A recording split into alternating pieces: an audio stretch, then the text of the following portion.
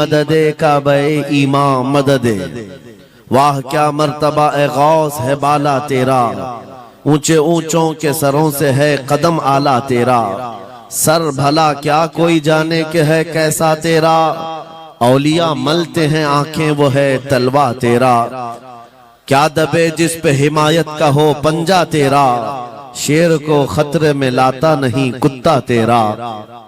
अजीजा ने गिरामी वक़ार, आज की ये मजलिस पाक सुल्तानुल औलिया कंदीले समदानी महबूब रब्बानी सैयदना शेख अब्दुल कादिर जीलानी क़द्दसल्लाहु सिर्रहु शरीफ की बारगाह में खिराज अकीदत के लिए मुनाक़िद की गई है। और आज से ठीक 1 साल पहले मुंब्रा की सरजमीन पर मैं आपके सामने हाजिर रहा और जलसा भी था गौसे पाक का ही। फिर साल भर के बाद बराबर यही अय्याम थे, जमीन थोड़ी बदली हुई लगती है, लेकिन मिंबर पर मौजूद उलमा भी वही तकरीबन मुझे नजर आते हैं और सामने के चेहरे भी पहचाने नजर आते हैं और जलसा भी वही है। ये बात मैं इसलिए जिक्र कर रहा हूं तवज्जो के साथ। साल भर गुजर गया मुंब्रा में, मैं खिताब करके आपके पास से रुखसत हुआ, उस बीच मेरा आना जाना हो न सका, लेकिन इस 1 साल भर की मुद्दत में मुंब्रा वाले में से कोई एक बात भी बता दे, क्या कोई मेरे पिछले बयान से आज बयान करने के बीच का जो साल गुजरा है कोई फसाद हुआ है, या कोई कर्फ्यू लग गई है, या कोई फितना हो गया है, या लोगों में कोई भड़कने वाले मामलात हुए हैं, किसी के पास कोई रिपोर्ट आई है? और अगर नहीं है तो मैं ये बात खास तौर पर डिपार्टमेंट वालों से कह रहा हूं, जिनको हमारा नाम ले लेकर के ही इतना डराया गया है कि जलसा होते ही उनके हाथ पैर अलग अंदाज में रखते हैं, कि उनको ऐसा लगता है कि ये मौलवी आएगा अभी भड़काएगा और मुंब्रा में पूरी आग लग जाएगी। मियां साल भर पहले की रिपोर्ट भी आपके पास है, साल भर पहले भी इसी जगह से खिताब हुआ और आज फिर खिताब करने आए। उनसे मैं कहता हूं कच्चे कान न रखें, अच्छी रिपोर्ट लिया करें, अच्छी रिपोर्ट लिया करें। हम गौसे आजम के दरबार के कुत्ते हैं, हम फितना व फसाद मचाने या आतंक और दहशत फैलाने नहीं आते। हमको जो बोलना होता है वो खुफिया सुरंगों में नहीं, खुले मैदान में बोलते हैं। हमारी कोई खुफिया मीटिंगें नहीं होती, ढकी छुपी प्लानिंग नहीं होती। गौसे पाक के दरबार के कुत्ते हैं, खुले आम बोल रहे हैं, इसलिए कि आला हज़रत अजीमुल बरकत इमाम अहले सुन्नत मुजद्दिद वक्त अपने वक्त के अबकरी आलिम दीन है, लेकिन उनका भी हाल ये था कि वो डंके की चोट पर बोलते थे और लिखते थे और फिर अपनी निस्बत पर ये फख्र भी करते थे कि मेरी किस्मत की कसम खाएं सगाने बगदाद, बगदाद के कुत्ते मेरी किस्मत की कसम खाएंगे। आला हज़रत फरमाते हैं मेरी किस्मत की कसम खाएं सगाने बगदाद, अरे हिंद में रह के भी देता रहूं पहरा तेरा। हम हिंदुस्तान में है, गौसे आजम के दरबार का पहरा दे रहे हैं, लेकिन साहब किसी को तकलीफ है तो मैं उनको एक बात बता दूं, थोड़ी बहुत आवाज हमारी ऊंची होती है इसलिए कि जिस दरबान के हम कुत्ते हैं उस तरफ अगर कोई उंगली उठाएगा भौंके के नहीं, फाड़ खाने की भी ताकत रखते हैं। मेरे अजीजों, कुत्ते का काम ही है, वो दरबान के दरवाजे पर होता है और वो निगरानी के लिए है। हमारी जुबानें नबी करीम सल्लल्लाहु अलैहि वसल्लम की इज्जत के लिए रखी गई है। हमारी जुबानें, हमारी जिंदगियां अल्लाह के वलियों की हिमायत के लिए रखी गई है, और अगर उनकी हिमायत में न बोले तो फिर क्या धोती कुर्ते वालों के लिए बोलेंगे?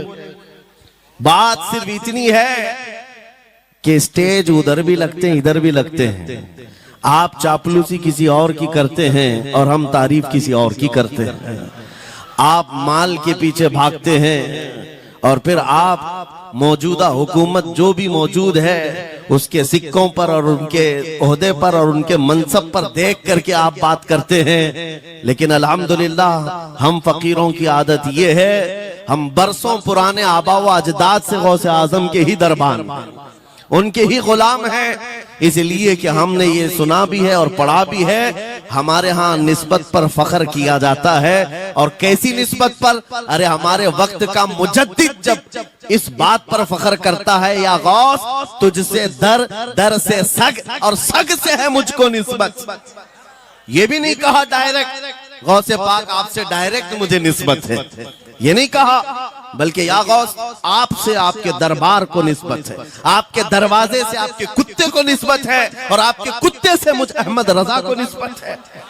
तुझसे दर, दर से सग और सग से है मुझको निस्बत। मेरी गर्दन में भी है दूर का डोरा तेरा, और इस निशानी के जो सग हैं नहीं मारे जाते। क्या बेहतरीन फार्मूला दिया है, डरने वालों के लिए ही आला हजरत ने कहा, जो खौफ खाया करते हैं खौफ न खौफ न रख रजा जरा तू तो है अब्दे मुस्तफा। आला हजरत फरमाते इस निशानी के जो सग हैं नहीं मारे जाते। सग फारसी लफ्ज है और कुत्ते को कहते हैं। कौन सी निशानी वाले सग नहीं मारे जाते? जिस कुत्ते के गले में पट्टा होता है उसको नहीं पकड़ा जाता। म्युनिसिपैलिटी की गाड़ी भी आती है कुत्तों वाली, वो इंजेक्शन मार के जाते हैं या कुत्तों को पकड़ के ले जाते हैं। बहुत कुत्ते अगर आवारा हो गए, कंप्लेंट करो, कुत्तों को उठा ले जाएंगे। लेकिन उन उठा ले जाने वाले कुत्तों में अगर एक भी बेल्ट वाला आया तो छोड़ देंगे। क्यों? ये पट्टा बताता है इसका कोई मालिक है, ये आवारा नहीं है, किसी का पाला हुआ है। पट्टा बताता है इसका कोई मालिक है। और आला हजरत फरमाते हैं हमारे गले में कादरी पट्टा पड़ा हुआ है, और इस निशानी के जो सग हैं नहीं मारे जाते। हश्र तक मेरे गले में रहे कादरी पट्टा तेरा। गौसे पाक का ये निस्बत का पट्टा पड़ा हुआ है, ये अल्हम्दुलिल्लाह हमें बहुत सारी चीजों से महफूज रखता है। हमें जाहिर सी बात है आज इसी बात पर फख्र भी है। लोग मौलाना साहब कह रहे हैं हक बात कहना इस जमाने में नहीं, हर जमाने में दुश्वार रहा है, हर जमाने में दुश्वार रहा है।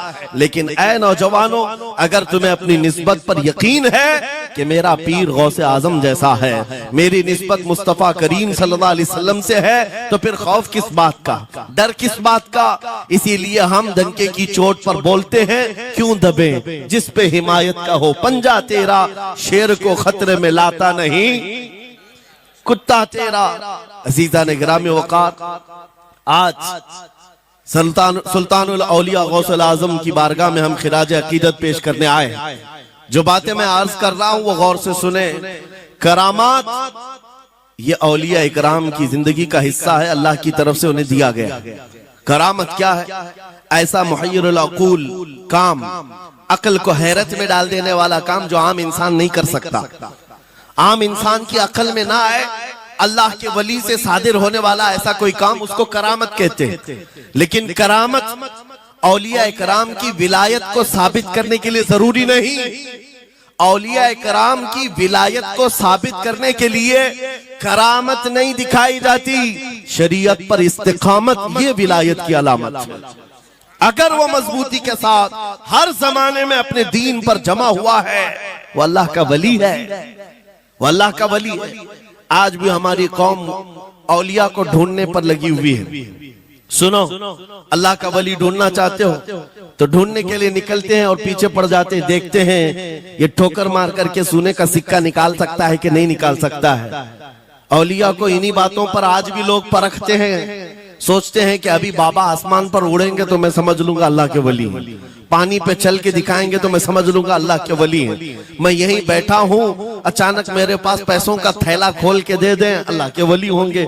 यानी तुम एक जगह बैठे रहो, हलवा खिलाने वाले बाबा जिसको तुम समझोगे अल्लाह का वली है। मेरे अजीजों, ये जो चीजें तुम समझ बैठे हो अल्लाह के वली के लिए, ये जरूरी नहीं, बल्कि ये देखो कि वो नबी पाक की शरीयत पर कितना कायम है, मेरे नबी के रास्ते पर कितनी मजबूती से जमा हुआ है।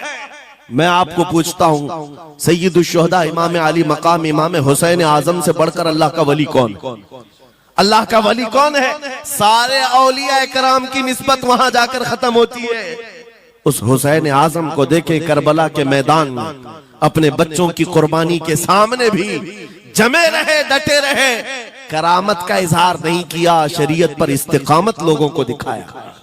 दुनिया में जैसी भी आफतें आ जाएं, मुसीबतें आ जाएं, अगर दीन मुस्तफा पर जमा हुआ है, इस्तिकामत के साथ खड़ा हुआ है, वो उसकी सबसे बड़ी विलायत है, वो सबसे बड़ा वली है।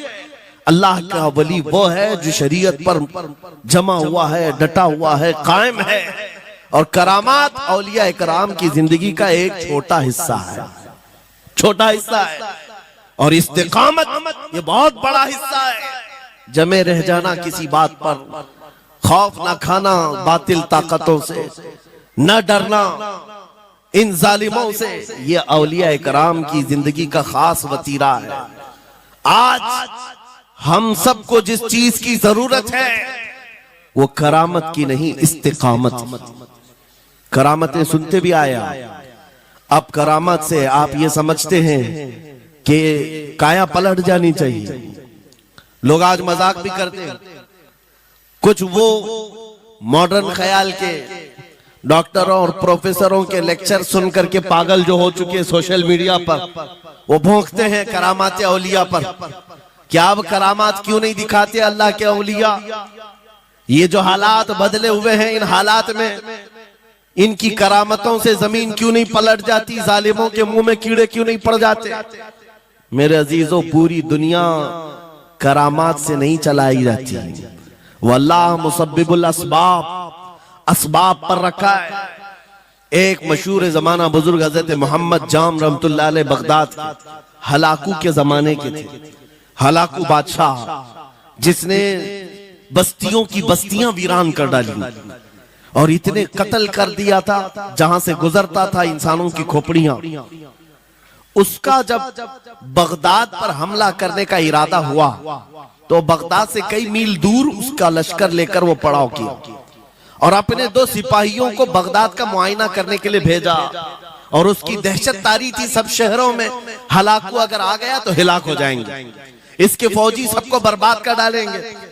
हलाकू का नाम सुनते ही लोगों में दहशत तारी होती थी। तो 2 सिपाही 2 फौजी हलाकू के बगदाद मुआयना करने के लिए आए तो लोगों में खलबली मच गई, अब जाएं तो कहां जाएं?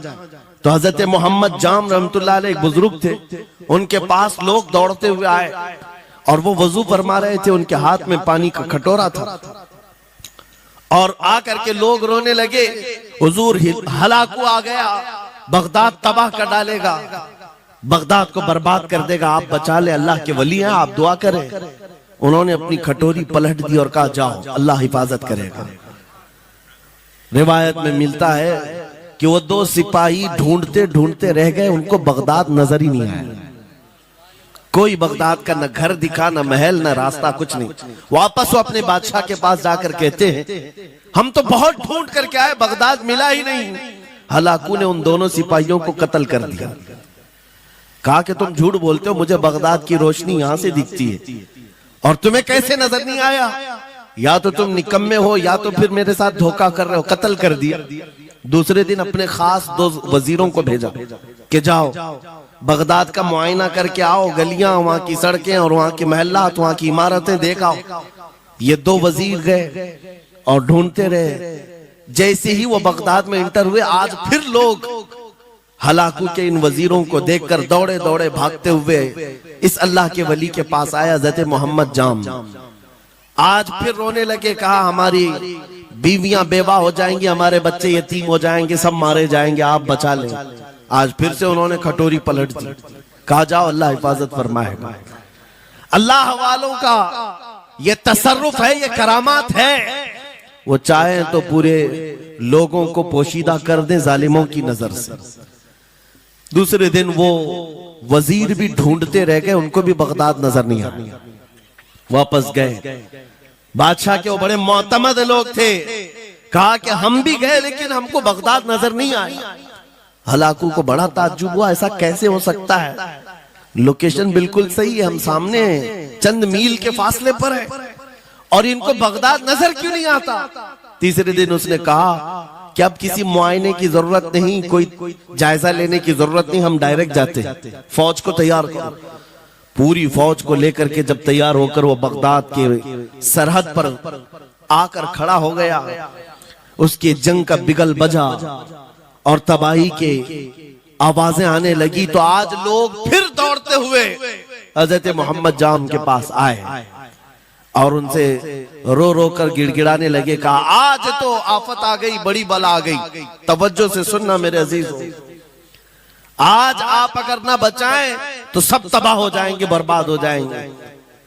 आज आप अपनी कटोरी उठा रहे थे, उन्हें गैब से निदा आई, ए मेरे महबूब बंदे, कब तक तुम अपनी कटोरी उठाकर इनको बचाते रहोगे?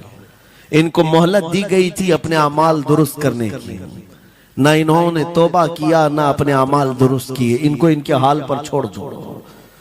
अल्लाह के वलियों को हुक्म होता है अल्लाह का, अब इन्हें न बचाया जाए तो जाहिर सी बात है वो हुक्म इलाही के पाबंद है।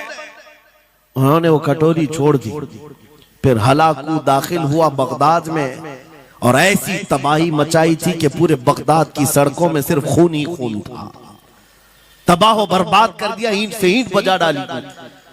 इस वाक़े को मैंने पढ़ा, उसके बाद ये महसूस हुआ अल्लाह के औलिया कराम मदद जरूर करते हैं, लेकिन एक वक्त तक, जब वो वक्त आ जाए अल्लाह की तरफ से मना हो जाए कि ये कौम बड़ी सरकश है, अब इनकी मदद ना की जाए, तो फिर ये हाथ उठा लिया करते हैं और इनको हालात पर छोड़ दिया जाता है। अज़ीज़ान गिरामी वक़ार, औलिया कामिलीन की करामतों पर भौंकने वालों से भी मैं यही कहूंगा, वो चाहे तो पल भर में हालात हमारे बदल दें, चाहे तो जमीन को उलट पलट दें, लेकिन वो अल्लाह के हुक्म के पाबंद होते हैं। और लोगों के लिए ये बात है, नसीहत है कि जब ऐसे हालात आ जाएं, आप इधर उधर भागने की बजाय पहले अपने दिल की तरफ देखें, कहीं मेरे गुनाहों से दिल के धब्बे बढ़ तो नहीं गए, मेरा दिल सियाह तो नहीं हो गया।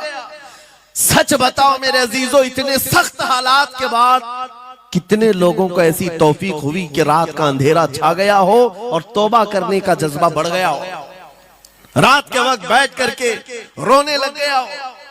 फिलिस्तीन के गज्जा के उन मुसलमानों की हालत सार को देखकर रूह अगर तड़पती है और तुम अपने अमाल की सेहत और दुरुस्तगी के लिए तौबा कर ले जाते हो, ये बहुत बड़ी नेमत है अल्लाह की। फिर तुम्हें किसी करामत के ज़ुहूर की जरूरत नहीं, तुम्हारा बदलना ही दुनिया के हालात को बदल देगा, सब बदल जाएगा।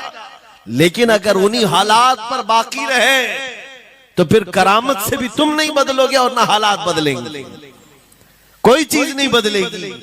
इन्नल्लाह ला युगय्यिरु मा बिकौमिन हत्ता युगय्यिरु मा बिअनफुसिहिम।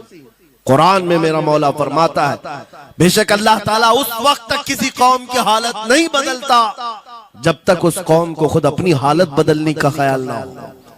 हम अपनी जानिब से शुरुआत करें और फिर हालात खुद बदल जाएंगे, हालात खुद बदल जाएंगे।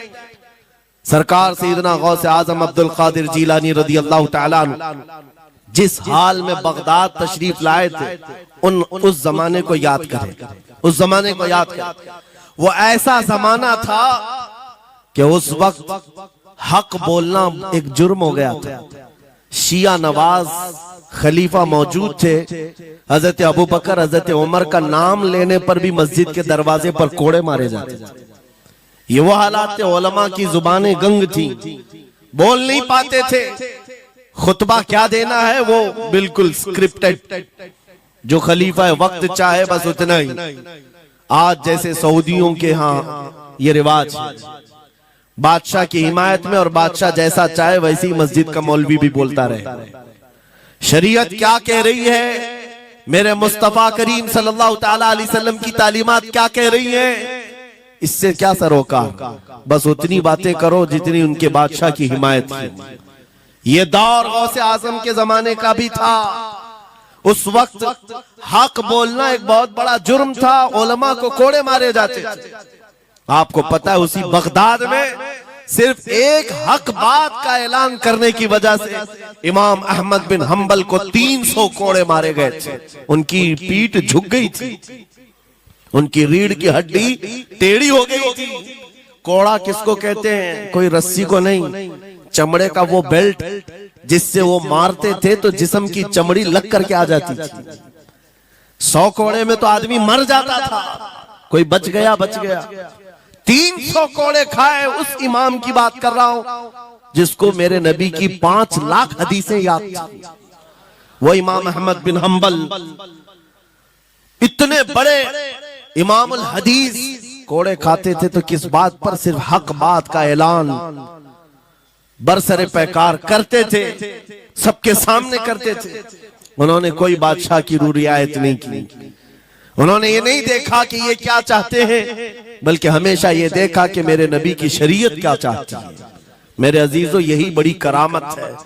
गौसे आजम की बड़ी करामतों में से करामत ये है, उस जमाने में आप बगदाद तशरीफ लाए जब हालात ऐसे थे कि हक बोलना दुश्वार था, और आप जब मस्जिद के मिंबर पर खड़े होकर ऐलान करने लग गए, हैबत ऐसी तारी थी कि कोई आपको रोक ना सका, और आपकी ये हक्कानियत की तबलीग फैलती गई। शुरू में 10 लोग, फिर 20 लोग, फिर 100-200, फिर 1000-2000। गौसे आजम ने चंद महीनों में जो खुतबात दिए, आपके खुतबात का आलम यह था कि फिर 70,000 का मजमा बराबर सुनने के लिए आया करता। और गौसे आजम का ये खुतबा एक नहीं, हजारों खुतबात हैं। जब जब आप खुतबा देते थे, एक बात याद रखें, जुबान अगर पाक हो और अल्लाह की नबी पाक की शरीयत ताहिरा बोलती हो, उस जुबान में भला का असर होता है, अल्लाह करीम की तरफ से असर डाला जाता है। हक बात अगर बुलंद आवाज से कहो, ये मत देखो कि मैं कौन हूं, ये देखो कि कलाम किसका है। अल्लाह करीम लोगों के दिलों पर बात डालता है। गौसे आजम की जुबान से निकले हुए कलमात ऐसे हुआ करते, मजमा खत्म होने से पहले पता नहीं कितनों की तो लाशें उठाई जाती थी, कितने तो वहां बेहोश हो जाते। किस बात पर? इतना असर करता दिल पर कि लोग कपड़े फाड़ लेते थे। खुतबे के अंदर, बयान के अंदर ऐसा असर होता कि लोग बैठे बैठे मदहोश हो जाते, कोई जोश हाल में कपड़े फाड़ डालते। रिवायात में बताया गया कोई एक मजमा भी ऐसा नहीं जिसमें हुजूर गौसे पाक की तकरीर के बाद जनाजा ना उठाया गया। हर खिताबत के बाद, और बोलते क्या थे, हैरत की बात है मेरे अजीजों। आज बाज लोग ये कहते हैं, हम भी बहुत सारी चीजें बयान कर रहे हैं, मैं अपने लिए भी नसीहत और सारे उलमा के लिए भी कहता हूं, लोगों के पल्ले नहीं पड़ती, लोगों के कानों में नहीं जाती। ये जुमा में आते हैं, सोते रहते हैं, जब इमाम खड़ा होता है नमाज के लिए तो ये झटका लेकर के खड़े होते हैं, बयान यूं ही चला जाता है। मेरे अजीजों, 2 चीजों की पाबंदी जरूरी है। मैंने पढ़ा था इमाम अहमद बिन हंबल ने हजरत सुफियान सौरी रदी अल्लाह ताला, हजरत सुफियान सौरी नसीहत कर रहे थे, और जब वो नसीहत करते तो लोग रो पड़ते थे, आखिरत को याद करते, कब्र की होलनाकियों का तज़किरा करते तो लोग रोने लगते थे। एक बंदा था, वो मजलिस में आया करता और खामोश बैठता, और उस पर कुछ भी असर नहीं। एक दिन उसने पकड़ करके पूछा हजरत सुफियान से, आप जब बयान करते तो लोग धाड़े मार मार कर रोते, मुझे तो कुछ नहीं होता, मैं तो ऐसे ही बैठा रहता हूं। आपने क्या फरमाया? आपने ये नहीं फरमाया कि तू बदतमीज है, तू बदमाश है, तू बदअमल है। फरमाया 2 में से एक खराबी हो सकती है, या मेरा दिल खराब होगा या तेरा दिल खराब होगा, इसलिए कि मैं बात रसूलुल्लाह की कर रहा हूं, इसमें असर तो होगा ही। 2 में से कोई एक खराब होगा, ये नहीं फरमाया कि तू ही खराब। यहां पर हमारे लिए नसीहत है, बोलने वाली जुबान पाक हो और लुकमा हलाल का जाता हो, अल्लाह असर जरूर पैदा फरमाता है। सरकार गौसे पाक रदी अल्लाह ताला अन्हु मिंबर पर खड़े होकर बयान कर रहे हैं। क्या बयान कर रहे हैं? सुने। एक दिन आप हजरत अब्दुल जब्बार को बैठाए, अपने बेटे को, वो बयान करते रहे, उसके बाद उतर कर के आगे कहा, अब्बा जान आप जो बयान करते हैं उसमें जो रिक्कत तारी होती है वो मेरे बयान में नहीं होती। आप बयान करें। गौसे पाक मिंबर पर खड़े हो गए और सुनो, 70,000 का मजमा है। गौसे पाक की तकरीर क्या है? डायरेक्ट शुरू फरमाते गौसे पाक, ऐ लोगों, मेरे घर में आज एक बड़ा हादसा हो गया। अपने घर का वाकया बयान कर रहे, मेरे घर में आज एक अजीब हादसा हो गया।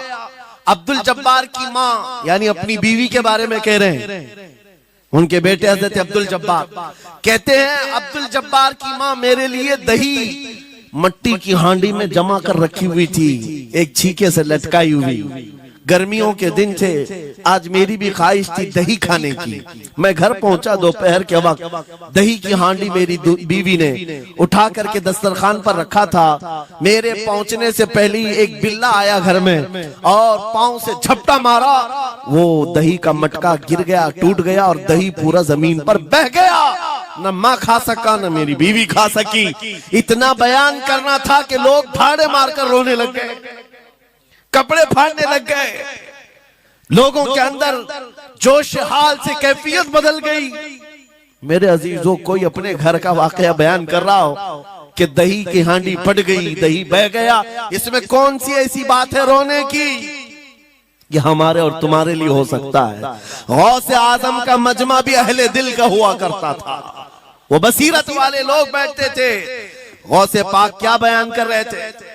गौसे पाक के बयान का मतलब ये नहीं है कि उनकी बीवी दही की हांडी जमाई थी और उनके लिए खाने का इंतजार कर रही थी।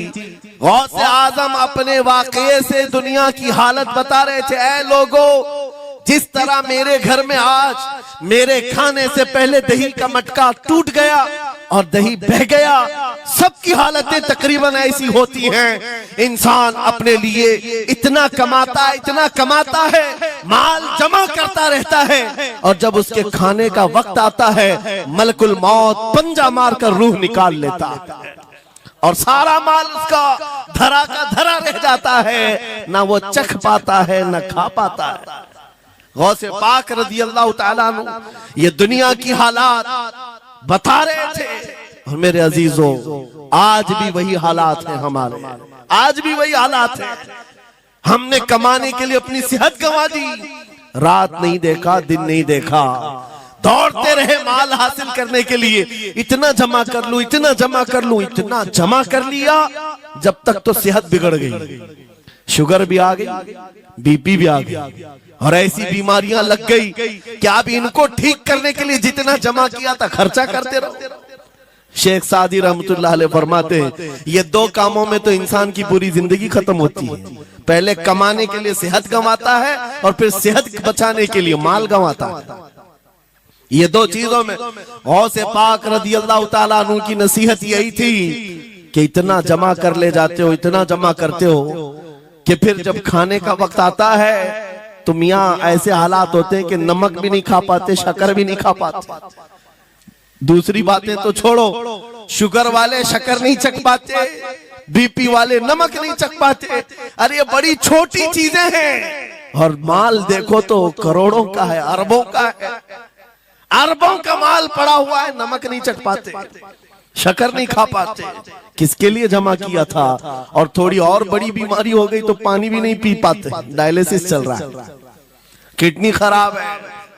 कितने ऐसे लोग मिलते हैं आज, कितने ऐसे हैं जिन्होंने साफ मुझसे कहा कि डॉक्टर ने पूरा गिन करके कहा है कि पूरे दिन भर में जो है एक ढक्कन से पानी पीना, बोतल का जो ढक्कन होता है उस ढक्कन से बस बूंद बूंद चखते रहना, पानी ही ना पियो, इसलिए कि किडनी काम नहीं करती।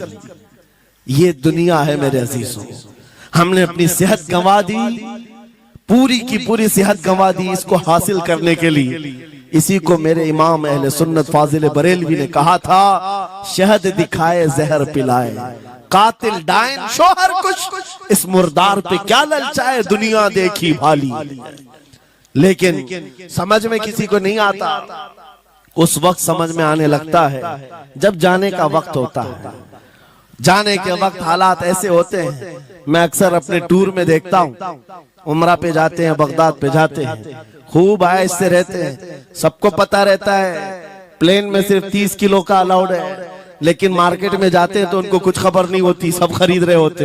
हो जाए, खरीद खरीद करके लाकर रूम में भर दिए, और आज शाम में जाना है तो ठोस रहे हैं इस बैग में उस बैग में, नहीं घुसा। और उसके बाद फिर एयरपोर्ट पहुंचे तो कभी इसको रिक्वेस्ट कभी उसको रिक्वेस्ट, थोड़ा हमारा भी ले लो, थोड़ा हमारा भी ले लो। अरे वहां सबका 30 है, कोई लेने को तैयार नहीं। फिर खरीदा हुआ वहीं छोड़ करके हसरत भरी निगाह से देखते जाते हैं। किसी की खजूर छूटी हुई है, किसी के मुसल्ले छूटे हुए हैं, किसी के कपड़े छूटे हुए हैं। हर बार हम एयरपोर्ट पे देखते हैं, छोड़ करके जा रहे होते हैं, बड़ी हसरत से देखते हैं। मेरे अजीजों, ये कोई लतीफा नहीं, सेम यही हालात जब दुनिया से जा रहा होता है एक इंसान, मरने से पहले उसकी आंखें फटी रह जाती हैं। क्यों कहा गया है मरने के वक्त सबसे पहले उसकी आंखें बंद कर दो? क्योंकि वो अपना माल देख रहा होता है, अपनी औलाद देख रहा होता है, अपना घर बार देख रहा होता है। मैंने इसको बनाया था, इस तरह से कमाया था, इस तरह से इसको पाला था, ये सब देखता रह जाता है। उनमें से किसी चीज को उठा भी नहीं पाता, ले नहीं जा सकता। यहाँ तक कि ऐसी हालत होती है खुद जा भी नहीं पाता, दूसरों के कंधों पर सवार होकर जाना पड़ता है। ये दुनिया की हकीकत। गौसे पाक की तालीमात अगर पढ़ते रह जाओ मेरे अजीजों, तसव्वुफ का एक ऐसा किला है। गौसे पाक की तालीमात काफी है तुम्हें तौबा करने के लिए, दुनिया में दिल लगाने के लिए और उससे दिल हटाने के लिए। गौसे पाक की तालीमात काफी है। आपने फरमाया था दुनिया में ऐसे रहो जैसे कश्ती समंदर में चलती है। कश्ती समंदर में चलती है यानी पूरे भरे हुए मौजों के पानी पर कश्ती चल रही है, लेकिन उसका कुछ बिगड़ता नहीं है। हाँ, अगर पानी कश्ती के अंदर आ गया तो फिर कश्ती के लिए खतरा है, डूब जाएगी। तुम दुनिया में ऐसे ही रहो कि तुम्हारे अंदर दुनिया ना आए। तुम दुनिया में हो, तुम्हारे अंदर दुनिया ना आ जाए। अगर तुम्हारे अंदर दुनिया घुस गई तो डूब जाओगे, फिर यहां से निकल नहीं पाते। मौलाना रोम इसी की मिलती जुलती बात कहते हैं मसनवी शरीफ में। जलालुद्दीन रूमी फरमाते हैं एक चूंटी को देखा, शहद का एक कतरा जमीन पर गिरा हुआ है। शहद का कतरा चिपकने वाला होता है, यानी उसके अंदर गम होता है। चूंटी करीब से आई, एक चुस्की ली, शहद को चखा और जाने लगी। फिर आई, पेट कहां भरता है चूंटी का मीठे से।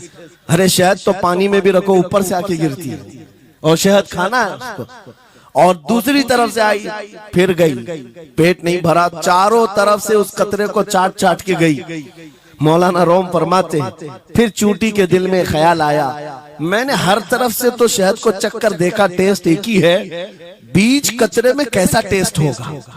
कतरे के बीचों बीच शायद अलग टेस्ट होता है। तो चूंटी ये सोच करके कतरे के ऊपर चढ़ गई, जो शहद का कतरा था उसके ऊपर चढ़ गई। कहा ऊपर चढ़ करके मैं चुस्की लूंगी इसकी और चखूंगी। और जब चढ़ गई तो उसके सारे पैर हाथ उस पे चिपक गए।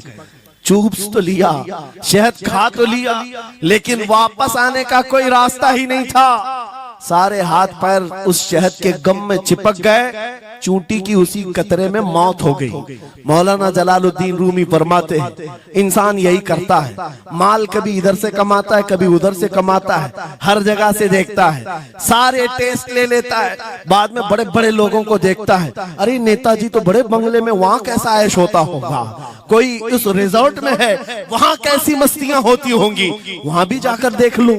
ये वहां भी यहाँ भी करते करते घुस जाता है और दुनिया में ऐसा मसरूफ होता है, उसकी मौत आ जाती है, तौबा की मोहलत नहीं मिल पाती, उसी दुनिया में फंस जाता है। मेरे अजीजों, गौसे आजम की तालीमात ये हैं, दुनिया में ऐसे रहो जैसे कश्ती समंदर में रहती है, तुम्हारे अंदर पानी ना आने पाए। अगर तुम्हारे अंदर आ गया तो डूब जाओगे। इन तालीमात पर अमल करते हुए आज हम हालात देख सकते हैं। जितनी चीजें ने हमें बिगाड़ा है आज, वो दुनिया की मोहब्बत है, वो दुनिया की मोहब्बत है। मेरे आका सल्लल्लाहु अलैहि वसल्लम का एक फरमान मैं सुनाता हूँ, अबू दाऊद शरीफ की हदीस है। वो आज के जमाने में अगर मैं आपके सामने बयान करूं तो ऐसा लगे हमारे लिए ही बयान हुआ है।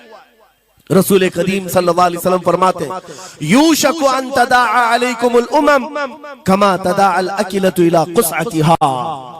करीब एक जमाना तुम पर आएगा, तुम देखोगे कि सारी जमातें मेरी उम्मत पर टूट पड़ेंगी। ऐसे टूट पड़ेंगी जैसे भूखा बर्तन पे झपटता है, भूखा आदमी जैसे बर्तन पे झपटता है, ऐसे मेरी उम्मत पर सारी कौमें झपट पड़ेंगी। आज वही तो हालात है, आज वही हालात है। सबका टारगेट हम ही है, सबका निशान हम है। सहाबा ने पूछा उस वक्त, यौमइदिन नहनु मिन क़िल्लतिन या रसूल अल्लाह, ऐ अल्लाह के रसूल उस जमाने में हमारी तादाद कम होगी, ऐसा क्यों होगा कि सारे लोग हम पर झपट पड़ेंगे? नबी पाक फरमाते हैं, वलाकिन्नकुम कसीरून, नहीं तुम तो बहुत ज्यादा होंगे उस वक्त, गुसाअन का गुसा इस्सैल, लेकिन तुम्हारी हालत समंदर के झाग की तरह होगी। यानी समंदर का कफ झाग जो होता है हवाओं से उड़ जाता है, तुम्हारी हालत ऐसी होगी। तादाद तो बहुत होगी, लेकिन छोटी छोटी चीजों से बिलबिला करके भागने वाले लोग, ये प्यूरिटी नहीं रह जाएगी। फिर सहाबा ने पूछा, या रसूल अल्लाह सल्लल्लाहु अलैहि वसल्लम, ये ऐसी चीज हमारे अंदर क्यों आएगी? मेरे आका फरमाते हैं, वजह दो ही होगी, दो चीजें जब तुम्हारे दिल के अंदर आ जाए तो अल्लाह ताला तुम्हारे दिलों से, तुम्हारे दिलों के ऊपर काफिरों का, दुश्मनों का रौब डाल देगा। तुम डरते डरते जीने लग जाओगे, खौफ के आलम में जीने लग जाओगे। वो दो चीजें क्या है? मेरे आका फरमाते हैं, हुब्बुद दुनिया व कराहियतुल मौत, दुनिया से बेइंतहा मोहब्बत करने लगोगे और मौत से भागने लगोगे। मौत से तुम्हें नफरत हो जाएगी, डरने लग जाओगे। ये दो चीजें जब तुम्हारे अंदर आ जाए, तुम्हारे दिलों पर काफिरों का रौब डाल दिया जाएगा, दुश्मनों का खौफ डाल दिया जाएगा। क्या ये दो चीजें आज हमारे अंदर आ गई? है नौजवान, दुनिया में ऐसे मस्त हो गए, हर एक को अपनी मसलहत है। मेरी दुकान कैसे चलेगी, मेरा बिजनेस कैसे चलेगा। मौलाना तो तकरीर करते हैं, ये बोलते हैं इनको कुछ हो गया, हमारे बच्चों का क्या होगा। ये सारी मसलहतों की बातें मैं सुन सुन करके पक गया हूं। बहुत सारे लोगों को तो ये लगता है इनके साथ मत बैठो, वरना कल को इन पकड़ के ले जाएंगे तो तुम्हारा भी नाम आ जाएगा। बहुत सारे स्टेज पर उलमा के हालात पर अभी तो चल रहा है, जिस दिन कोई टारगेट पर आए इधर उधर बैठने से भी डरने लगे। इनके ऊपर इतने केस हैं, बाजू बैठने वालों की भी हालत खराब हो जाएगी, हमारा भी नाम ना आ जाए। मेरे अजीजों, ये सब गीदड़ भपकियां हैं, तुम्हारे ईमान का इम्तिहान। मैं तो यही कहता हूं, हमारे साथ कोई मामला नहीं। वही बात मैं कहता हूं जो अकबर इलाहाबादी ने कहा था, रकीबों ने रिपोर्ट लिखवाई है जा जा के थाने में कि अकबर नाम लेता है खुदा का इस जमाने में। यही रिपोर्ट लिखवाते हैं जा जा करके। हमारी भी जहां रिपोर्ट लिखी हुई होगी, बात यही होगी कि ये रसूलुल्लाह का नाम लेता है और उनके नाम पर लोगों को बात करता है, यही रिपोर्ट होगी। और इस बारे में हम कभी डरते नहीं। मैं आपको बताऊं, उत्तर प्रदेश में वहां के हालात तो पता है, बिल्डोजर की हुकूमत चलती है। लेकिन मेरे अजीजों, एक मौलाना साहब ने कहा, आपके साथ जलसे में बैठकर मैं लब्बैक लब्बैक के नारे लगा रहा था, दूसरे दिन मुझे थाने बुला लिया और फिर मुझे बहुत ज्यादा मामलात हो गए। कहा कि मौलाना तुम ही नारे लगा रहे थे। आप लोग ना डरे इंशाअल्लाह। यहां पर तो उन्होंने मुझसे कहा, मैं कहा क्या हुआ, फिर कुछ हुआ? कहा मुझसे कह रहे थे केस हो जाएगा, हालात बिगड़ जाएंगे, खराब हो जाएंगे। मैंने कहा फखर करो मौलाना इस बात पर, दुनिया चोरी करके थाने जाती है और तुम नबी का नाम लेकर जा रहे हो। कौन सा मसला है? बात सिर्फ इतनी है मेरे अजीजों, हम बोलते रहेंगे उस वक्त तक जब तक अल्लाह तबारक व तआला ने जुबान रखी है। नबी पाक की अजमत और नबी पाक की शरीयत और औलियाए उम्मत की मिदहत बयान करना जुर्म है। यह जुर्म हम 1000 बार करें, अगर ये जुर्म है 1000 बार करें, बल्कि हम दार पर भी, फांसी के फंदे पर भी ये जुर्म करेंगे, क्योंकि हमारे असलाफ ने हमें ये बताया है जो जान मांगो तो जान दे दें, जो माल मांगो तो माल दे दें, मगर ये हमसे कभी ना होगा, नबी का जाहो जलाल दे दें।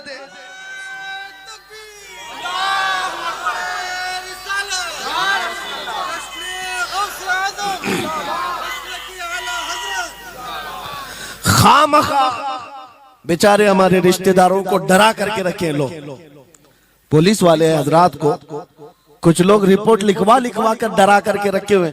मैं आपको बता रहा हूं, एक साल में तकरीबन 170 के करीब जलसे करके आए। किसी एक जगह की भी रिपोर्ट निकाल करके बताओ कि हमने कहीं फसाद करवाया, हमने कहीं पर लोगों में माहौल बिगाड़ा हो, या पब्लिक भड़क करके एक दूसरे के जंग करने पर आई हो, कहीं नहीं।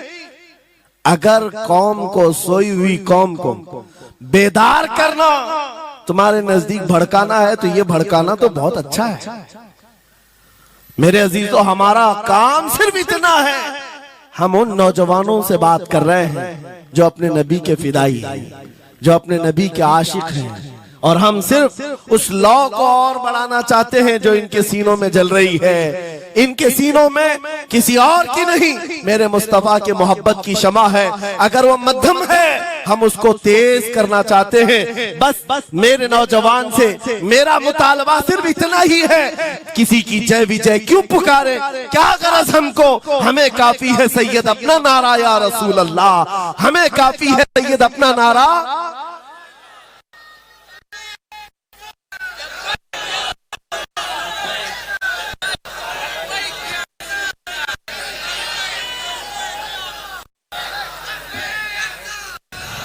नब्बैक नब्बैक नब्बैक या रसूल अल्लाह, नब्बैक नब्बैक नब्बैक या रसूल अल्लाह, नब्बैक नब्बैक नब्बैक या रसूल अल्लाह, नब्बैक। तवज्जो, मुझे बताओ, मैं तो दूसरे वाकयात बयान कर रहा हूं, यहाँ आपके यहाँ करंट सिचुएशन, यहाँ लोग बैठे हुए भी हैं, रिपोर्टर भी होंगे और हजरात को देख रहे होंगे। मुझे मैंने अभी बयान में कौन सा भड़काया, ये जो कह रहे हैं अपने नबी को पुकार रहे हैं। मेरे अजीजों, तुम्हारे इन नारों से असल बात ये है, दुनिया को ये लगने लगा है ये जिसके गुलाम है उसके पूरे होने लग गए, तो फिर अच्छे अच्छों की कुर्सियां हिलने लग सकती हैं।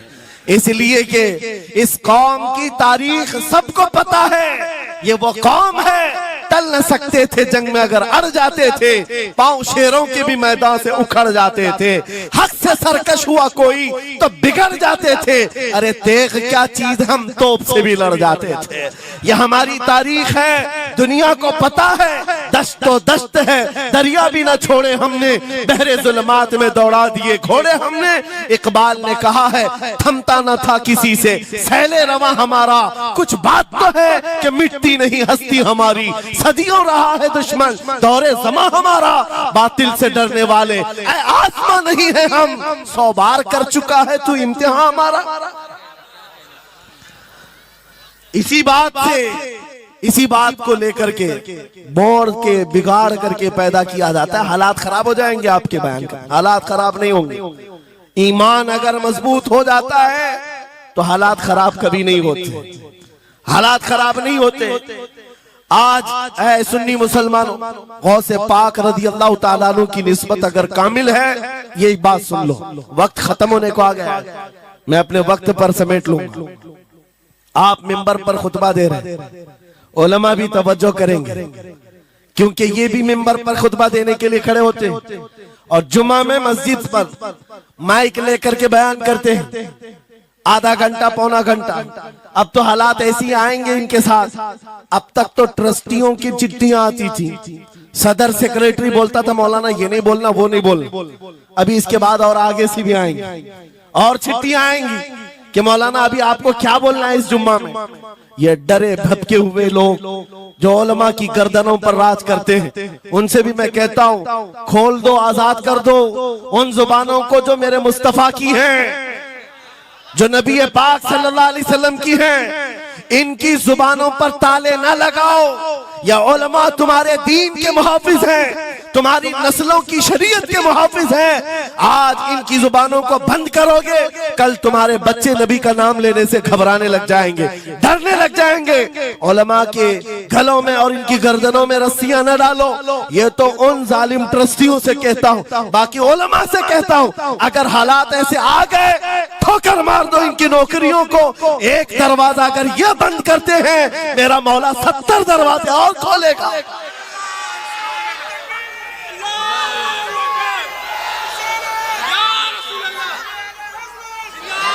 सुनो, गौसे पाक रज़ी अल्लाह ताला अन्हु किस बात से डरते थे? गौसे पाक का खुतबा बयान करने वाले मौलवी हजरात, उलमा सुने, गौसे पाक किससे डरते थे? उनको डराने वाला कोई ट्रस्टी था, कोई हाकिम था? बल्कि हालात ऐसे थे, एक बार खिताब कर रहे हैं मजमे में, बहुत बड़ा मजमा है, खिताब के बीच दरमियान अभी वाज हो रहा है, एक काला सांप गिर गया आपके कंधे पर। सांप गिर गया और गिरा ही नहीं, गिर करके फिर वो आपके गले के अंदर से दाखिल हो गया, आस्तीन में आया, आस्तीन में आया और फिर इधर आया। वो लौट लौट करता रहा। लोग जो मजमे में बैठे थे उन पर हैबत तारी थी, वहशत तारी थी। कोई जगह छोड़कर इधर उधर हो रहा है, लेकिन गौसे पाक का कदम डगमगाया नहीं, ना जिस्म के अंदर कोई हरकत हुई। आपका बयान कंटिन्यू जारी रहा, उसी तरह जारी रहा। वो सांप कभी आपके सामने आया, कभी इधर आया और घूम फिर करके वापस चला गया। बयान आपका मुकम्मल हुआ। लोग खड़े हुए पूछते रहे, या सुल्तान अल औलिया सय्यदी शेख अब्दुल कादिर जिलानी, आपके साथ ये जो माजरा हुआ, ये सांप इतना खतरनाक था, देख करके हैबत तारी थी और आप अपना बयान कंटिन्यू जारी रखे हुए थे, ये क्या माजरा है? गौसे पाक फरमाते हैं, वो सांप तो मुझसे कह रहा था, ऐ अब्दुल कादिर, तुझसे पहले 70 औलिया को भी मैंने ऐसे ही आजमाया है, 70 उलमा को मैंने ऐसे ही आजमाया है और आजमा कर चला गया। गौसे पाक क्या फरमाते सुनो, ऐ लोगो, तुम मुझसे पूछ रहे उससे डरता था या नहीं डरता था? बात सिर्फ इतनी है, मैं उस कादिर का बंदा अब्दुल कादिर हूं, उस कादिर का बंदा अब्दुल कादिर हूं। मेरे उसकी कुदरत पर ऐसा यकीन है, अगर मौला ने मेरी मौत लिखी है तो ये काले सांप से क्या, चूंटी से भी हो सकती है। और अगर मौत नहीं लिखी, इस तरह के 1000 सांप मेरे गले में आए, मेरी मौत नहीं आ सकती। मेरा उसकी कुदरत पर यकीन कामिल है, इसलिए मैं उसका बयान कंटिन्यू रखा, जारी रखा। आज मैं यही कहता हूं, ऐ सुन्नी मुसलमानों और इन उलमा से भी, अगर हमारी मौत लिखी है, छोटे से हादसे से भी हो सकती है, और अगर नहीं है तो वक्त का प्राइम मिनिस्टर भी तुम्हारी गर्दन पर पैर रखे, मौत नहीं आ सकती, क्योंकि कादिर मुतलक मेरा रब्बुल आलमीन है। वक्त का बादशाह भी तुम्हारी गर्दन पर तलवार रखे, नहीं आ सकती। आपको पता है चंगेज की तारीख? चंगेज एक जालिम बादशाह गुजरा, बहुत बड़ा जालिम, जिसके सर पर 50 लाख लोगों के कत्ल का इल्जाम है। 50 लाख इंसानों का कत्ल मामूली है? उस जमाने का चंगेज, और वो मुल्क के मुल्क फतह करते हुए निकला था। एक जमाना ऐसा था मेरे अजीज, घोड़े पर बैठा हुआ चंगेज कुछ लोगों को, मुसलमानों को गिरफ्तार करके मैदान में खड़ा किया है और जल्लाद को बुलाया कि एक साथ सबकी गर्दनें उड़ाने लग जाओ। वो कितने लोग थे? 3 सफों में खड़ा किए हुए थे लोगों जिनका कत्ल होना था। लाइन से खड़े हुए हैं, सब अपनी अपनी बारी का इंतजार कर रहे हैं। जल्लाद तलवार लेकर आया और जब पहली सफ वालों को कत्ल करने लगा, वो गर्दनें उड़ा रहा था। एक बूढ़े मियाँ पहली सफ में खड़े थे, वो जल्दी से दूसरी सफ में चले, पीछे वाली सफ में गए। बादशाह चंगेज घोड़े पर बैठा हुआ खिलौने से खेल रहा है और ये मंजर भी देख रहा है और हंस रहा है। बूढ़ा यहाँ से उधर चला गया, पहली सफ का काम तमाम, पूरे कत्ल हो गए। दूसरी सफ में जब कत्ल का ऑर्डर आया तो जल्लाद फिर गर्दनें उड़ाने लगा। दूसरी सफ, दूसरी लाइन को कत्ल करने लगा जल्लाद। ये बूढ़े बाबा जो है तीसरी सफ में चले, पीछे और एक सफ थी, यहां से बचकर तीसरे में चले गए। दूसरी सफ भी उड़ गई।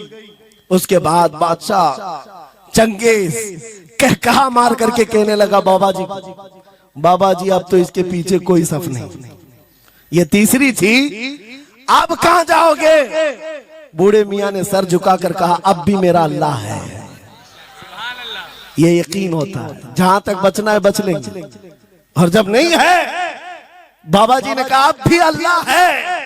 हो सकता है उस चंगेज ने कहा कि उड़ाओ अब इनकी गर्दनें। अभी जल्लाद तीसरी सफ को उड़ाने ही जा रहा था, अचानक चंगेज के हाथ से वो खिलौना नीचे गिरा, जो खेल रहा था बैठ करके घोड़े पर। जैसे ही वो खिलौना उठाने के लिए नीचे की तरफ आया, उसका पैर जीन से निकल गया और घोड़ा अचानक बिदक गया, सरकश हो गया, और घोड़ा सर पर दौड़ने लगा, और ये एक पैर इसका जीन में फंसा हुआ है और सर नीचे जमीन पर है। अब घोड़ा दौड़ता गया, पता नहीं कितने पत्थरों से इस बादशाह का सर टकराता रहा। घोड़ा किसी के काबू में नहीं आ रहा। सारे सिपाही, सारे फौजी इस घोड़े को पकड़ने के लिए पीछे भाग रहे, लेकिन घोड़ा दौड़ता गया, इतना दौड़ा कि उस चंगेज का सर फट करके भेजा बाहर, मर गया। बहुत दूर जाकर के घोड़ा एक जगह रुका। बादशाह की मौत का ऐलान इतना बड़ा था, सारे सिपाही, सारे फौज बादशाह को लेने के लिए हाजिर आए। मियां पूरी सल्तनत तहबतह हो गई, हुकूमत बदल गई, सब खत्म हो गया, और जो कैदी थे वो आजाद होकर जाने लगे। वो बूढ़े मियां कहते हैं बाकी लोगों से, क्या मैं नहीं कहता था अल्लाह अब भी हमारे साथ है। मेरे अजीजों, एक बात याद रखो, हमारे लिए दुनिया द एंड नहीं कर सकती जब तक मेरा मौला ना चाहे, अल्लाह ना चाहे। आज लोगों को ये लगता है, मुझे वैसी भी बात बताया गया कि यहाँ पर मुंबरा की आपकी घनी आबादी, फिलिस्तीन के मामला पर कुछ बोलेंगे यहाँ पर भड़क जाएंगे। मेरे अजीजों, इतने भड़कने की जरूरत नहीं, तुम यहाँ भड़कोगे तो फिलिस्तीन पहुंच भी नहीं पाओगे। बात यह है, हम बोलेंगे जरूर जुल्म के खिलाफ और हक के लिए, चाहे जैसी भी हालात हो। अगर किसी को बुरा लगता है इजराइल जालिम है, तो मैं 100 बार कहूंगा वो जालिम है, जालिम है, जालिम है। उनकी कोई हिमायत करने के लिए हम नहीं है, लेकिन एक बात आपको मैं जरूर बताना चाहता हूं, गौसे पाक का मसला ये है, सुल्तानुल औलिया गौसुल आजम की निस्बत के साथ आप अपनी शरीयत पर कायम रहें और अपने ईमान पर डटे रहे, और तौबा व इस्तिग़फ़ार के बाद अपने हालात बदल लें। और उन गरीब मुसलमानों को देखकर जो कत्ल हो गए और उनके टुकड़े हो गए, ये मत समझना कि इस्लाम खत्म हो गया। हर जमाने में ये चीजें आती रहेंगी, लेकिन आज मैं ये ऐलान करके गुफ्तगू खत्म करता हूँ। इन हालात को देखकर इस बात का फिर से हम नारा तजदीद करके जाते हैं, कत्ले हुसैन असल में मर्गे यजीद है, इस्लाम जिंदा होता है हर करबला के बाद। लब्बैक या रसूल अल्लाह, लब्बैक या रसूल अल्लाह।